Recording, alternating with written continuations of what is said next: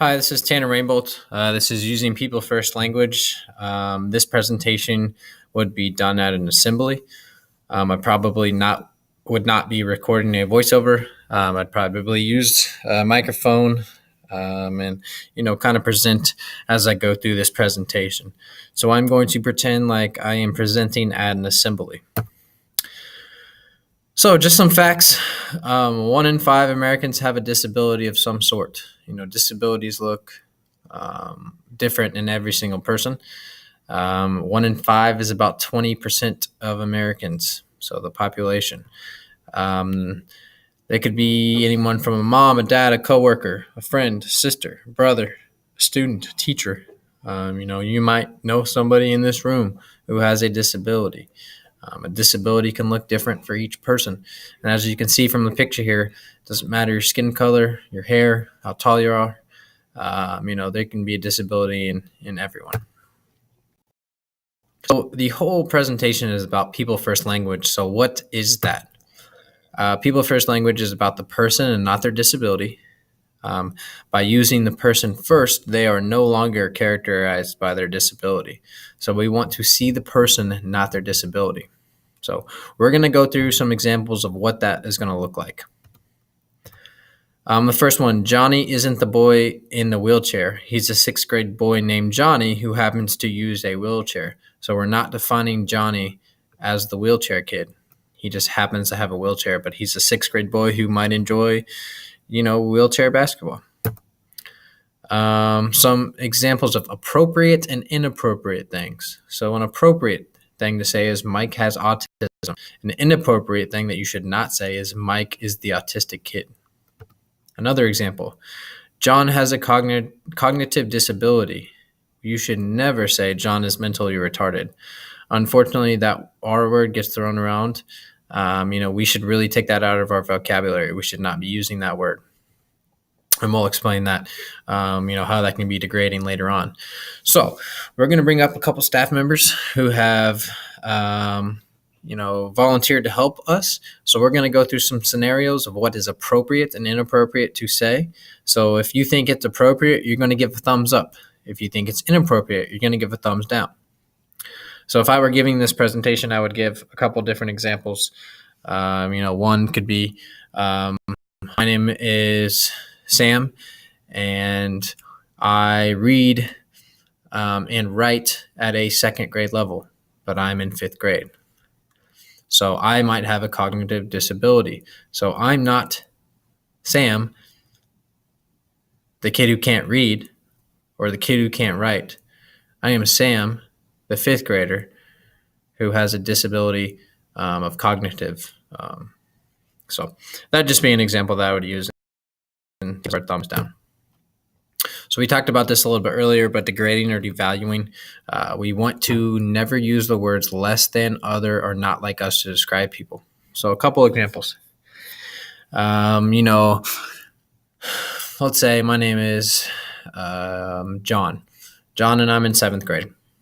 Okay. I have autism. But just because I am not like everybody else doesn't mean that I should be degraded or devalued. For example, Sam, he might not be the best basketball player, okay, but we're not going to degrade him over his skills. We're not going to degrade somebody over their disability. So we all know the old saying, but sticks and stones may break my bones, but words will never hurt me. And we know that this is not true, that words can hurt and they can stick. They can stick forever. So I'm sure at some point in your life, somebody has said something to you that has upset you or bothered you, and that has stuck with you. So sometimes physical violence, obviously is bad, but sometimes, emotional, violence and people saying things, degrading things can hurt just as bad, if not worse.